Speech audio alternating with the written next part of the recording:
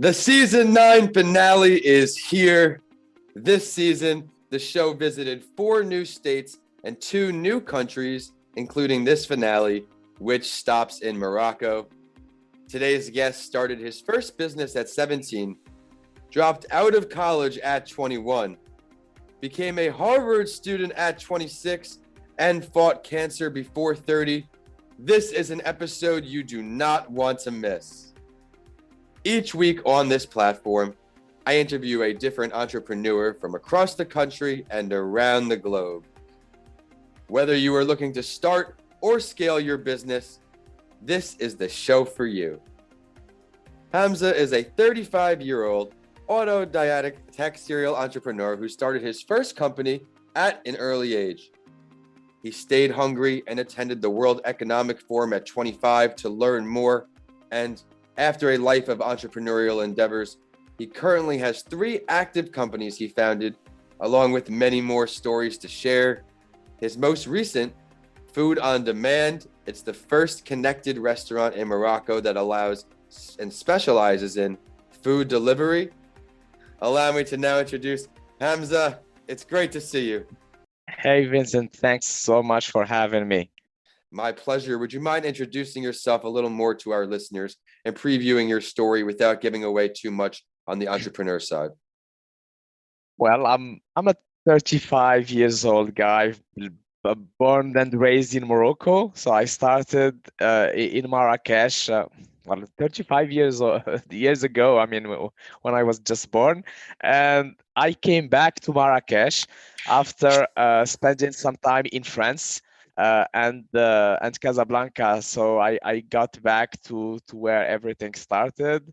So I specialized in I started as a web hosting company, specialized in hosting websites in Morocco, and then started I said a number of other projects and companies like a VPN service, and recently a food delivery business, which converted to a digital restaurant. So people actually can come to the restaurant, place their order using a tablet, track their order, choose the music they want to listen to in the restaurant, generate their Wi-Fi password, all of that directly from your palm hand. So you just use your tablet, to do whatever you want. Very visionary, definitely changing the game in there in Morocco.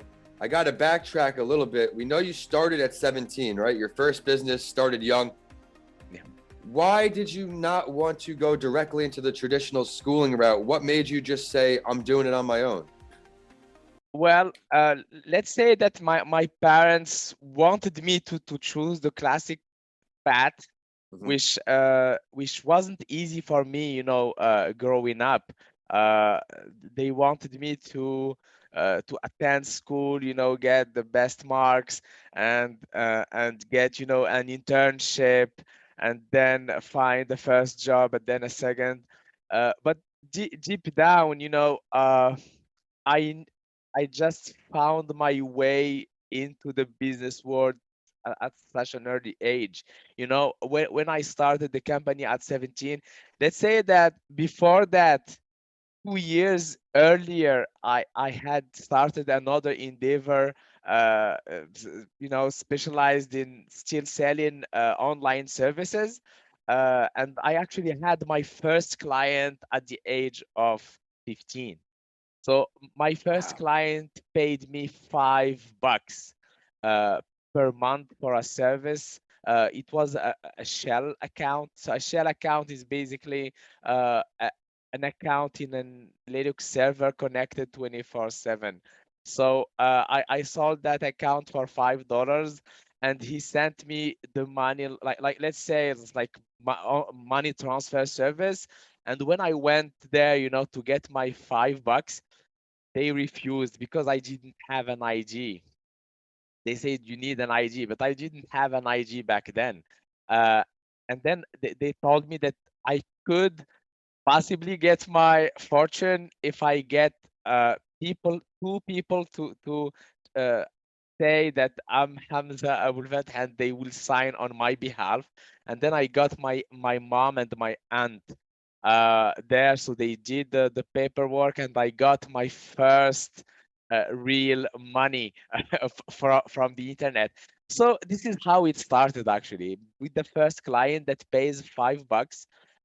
Today we have a bit more than 30,000 clients, and they do pay a bit more than $5 a month. So, but it started there, you know. I knew that uh, there was some real stuff that can be done online, and here we are talking about 2001 in Morocco. That's quite very early in the internet era in Morocco, and I also had the opportunity to be there, you know, in the beginning. I'm not sure how things would have worked out if I wanted to start today, but there is some pros and cons. You know, the pros would be now everyone knows what a startup is. Everyone knows what online business is. Uh, and back then, nobody knew that. Nobody believed that, and started with my parents. So I had to fight them, you know, all along, you know, just to get them and to get them let me do what I have in mind. But let's say that I was able to convince them at some point, because at some point they just gave up, you see, and they told themselves, well, let's see what good can come out of this. But now let's say that they are quite happy with where I am today. So yeah, no worries. I really appreciate that story because it's so inspirational. You had to fight for every step of the way. Like many true entrepreneurs, nothing was handed to you. I have to ask though, out of that whole first company's experience, not the memory may be $5 for their first client. Now you have 30,000 clients. What is your biggest memory or takeaway from that first business at 17? Well, at 17, the first blocking point for me was payment. When I say payment, is in Morocco, you cannot send money outside the country. All right. And in order to do that, you either need to be a company, which I wasn't back then. I was just 17, starting out as a freelancer, or having somebody pay for you abroad. So I had my brother who was based in Tahiti, and who was doing paying the servers for me. But he did help in the beginning, but I knew that there was a limit. He could not pay more than what he had. That's a fact. And so I needed to find a way out. Uh, and the solution was for me to quit Morocco. And to do that, and we know I was mainly focused on the business and everything I was doing, and I actually neglected school. And when I neglected school, I actually failed that year. You know, the baccalaureate, like college. That's the term. The final Yeah. year in the college in in the US. So I had to redo that year and focus on school, just to get my to validate my year. And when I did that, I was able to go abroad uh, to continue my studies. So I chose France, and I went to France uh, just to get that bank account and international credit card. And it took me like a week, to be all set. And this is how it actually started. That was the first blocking point. And to kind of go through that, I had to study first, and then go to France, which opened a certain number of possibilities. I love the story. Thank you so much for sharing all of that. I have to ask you now, through all of your experience, now almost 20 years in entrepreneurship, what are the two hardest challenges of being all on your own? Well, at first you are on your own. That's a fact. Once you start recruiting, this changes a bit, because although we are a bit less than 40 at the company. That just a very few who are there, to push you go forward, you see. And there are also people who inside the company would actually just push you go backwards. So that's the first challenge. Human resource has never been easy. And yet the every day is a struggle, you see. When people think about entrepreneurship as a hard task to start with, like the first day, they would say it was very difficult and stuff. It is difficult. I mean, the bigger the company gets, everything's become difficult. Everything becomes harder and harder, and you just need to you learn your way through it. I always say that, and I've talked about it in the book. It's entrepreneurship is like a game, all right? You start with level one, and level one in a game, it would be easy, just know how to jump, how to do some special tricks. But as you go forward, the game becomes harder. But when the game becomes harder, you know how to deal with certain situations. You cannot just uh, drop yourself to a multi-billion company and manage it. You cannot do that. You need to fail at an early age, in order to get yourself equipped with whatever it takes, to fight. Well said. You have to go through it. You have to quote unquote fail to relearn again. There's no one teaching you entrepreneurship. You have to do it, tweak it, do it again. And that usually comes up with experienced entrepreneurs like yourself. But looking back here, Hamza, what's your greatest lesson learned through entrepreneurship?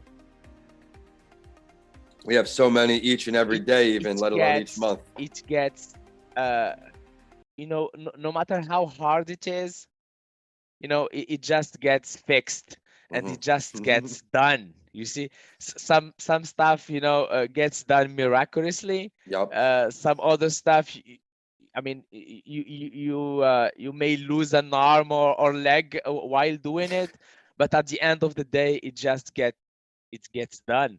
Right. Uh, what I tell, actually, everyone who asks me about entrepreneurship and how hard it is, and what would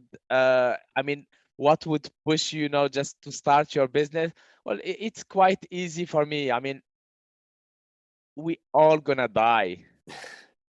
All right, it's the inevitable. Whether you succeed or you fail, you're gonna die. So actually, I would like to die while succeeding. So there's no harm there.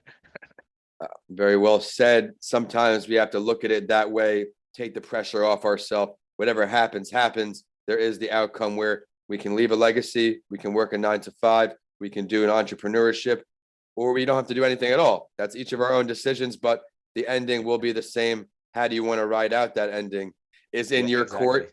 Listening to episodes just like this with such great firsthand experience will help you choose one of the earlier options, make it something great of yourself. And as an entrepreneur here, Hamza, I know you like to learn. If you could sit down with any entrepreneur to have a conversation, learn a little bit from them, who would you choose? Can be dead or alive. He is dead. Well, under the ground. His legacy is still living. That's for sure, and that would be Steve Jobs. So that's the dead entrepreneur, and there is also the entrepreneur that is still alive, and let's hope for a couple of dozen years. So let's just not say a couple of years. That would be my business angel at Food on Demand. His name is Youssef Muamma, and he's the GM of CMGP. That's like the biggest company in Morocco, well, how they call that, guta gut, like it's water dripping. You see, it's like they specialize in agriculture. It's like 600 plus people company, and they do almost $1 billion yearly. So yeah, that's a quite big company. And what actually inspires me from this guy is that he's actually started quite young, but not at 17, but he started his company at the age of 24, 25. He's 46, 47 now, and he actually started something from nothing, which is so big today. So it just gives hope, and it uh just you just need you just know that you can do it, and you can, if someone has done it, then somebody else will. It's like walking on the moon. I mean, there was the first and the second, and everyone is doing that today. So yeah.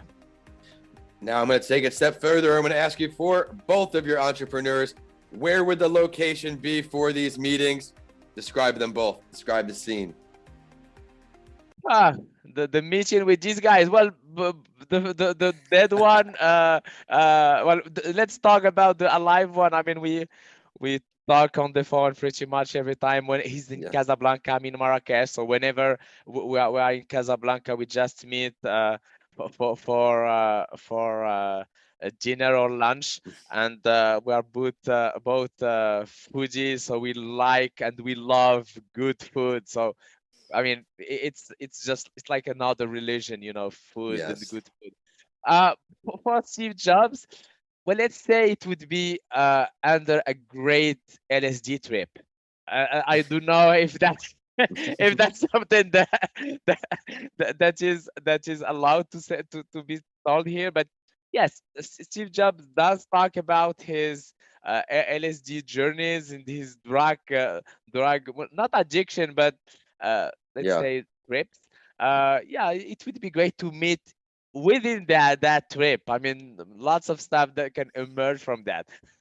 Very well said. For two entrepreneurs, you could tell the type of guy Hamza is today. He likes to think big picture. And now we're going to look at his big picture, short-term and long-term entrepreneurial goals. What do you see in the future, short-term?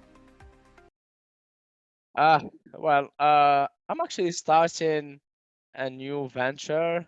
Right, like now, I'm in the middle of it. I'm still, experiencing stuff. Uh, I'm starting. I just bought a land, 5-acre lands. That is like 30, 30, 30 minutes from home, and I would like to start in agriculture. Back to basics. This is something that I enjoy. I love, I love that, and I'm not doing that for money. To be frank, I'm doing it for myself and for my well-being. Uh, being an entrepreneur is all about, the mindset and how you would like to. You want to do what you enjoy the most. You do not want uh, negative vibes in your life, and you just need to be as healthy mentally as possible.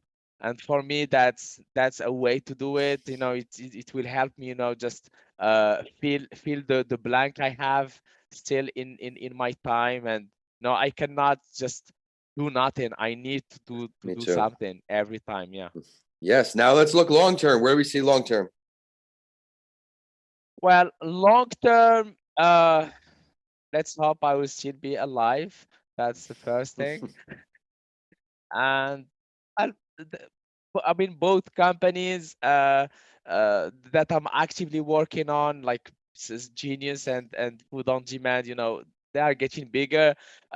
Food on Demand is more scalable. Well, both are scalable business, but Food on Demand, it would require opening new shops in other cities. So I would like for food on demand, to be on every city in Morocco, every major city, and why not even outside Morocco?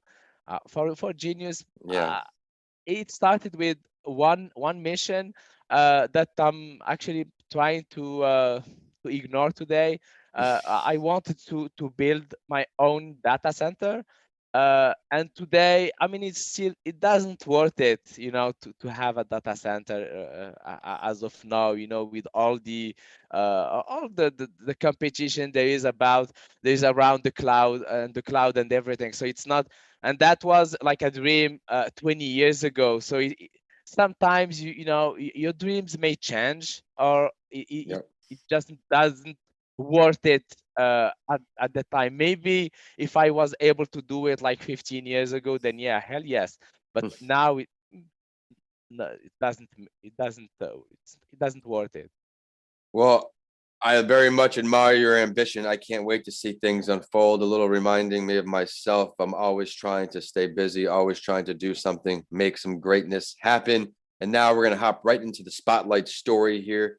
Each week, I share the journey of another entrepreneur to inspire our listeners. And I would love your take on this one, because as we have a noteworthy Moroccan entrepreneur on the show this week, I'm going to share the journey of another and one of Morocco's biggest entrepreneurs, Ibrahim Zimber, and I hope we have some additional info we'll learn today from our guest. He is the founder of Dana Holding, which does $3 billion in annual sales as an agro-industrial conglomerate. They employ 8,000 people when this article is written, and the company started all the way back in 1956, and I enjoyed learning how they diversified their holdings. Shoot for the stars, everyone that's listening on. This group their operations include edible oils, winemaking, meat processing, commercial nurseries, and I'm sure so much more. The company owns 2,000 hectares of vineyards in Meknes, I believe to say that, is the largest producer of wine and spirits in Morocco as well. Its Sure. its flagship location, Saliers de Mekenes, could be pronouncing this completely wrong, sells more than 35 million bottles per year. Talk about a powerhouse. What do you like best about this story, Hamza? Give us a little more information too, if you know anything.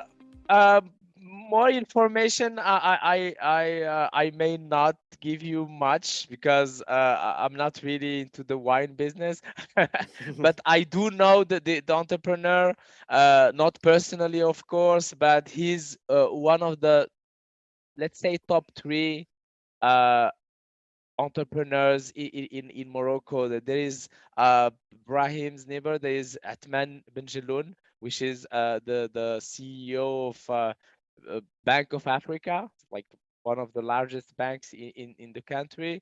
And there is also another one who actually died 2-3 years ago, from Shabi Holding, who's a real estate promoter. So these are the when you go to Meknes, for instance, uh, everywhere you go, the only name you hear is Neighbor. It's like you say, it's a legacy. So it's something Yeah. that has been emerged in like pretty much 70 years ago. I mean, that's something. I mean, if look at what companies accomplish now in 10 years or 5 years, just multiply that by 10. So of course it gets bigger, and also it does inspire. I mean, people now, what I actually regret is these people do not share any stories. They do not share how they started.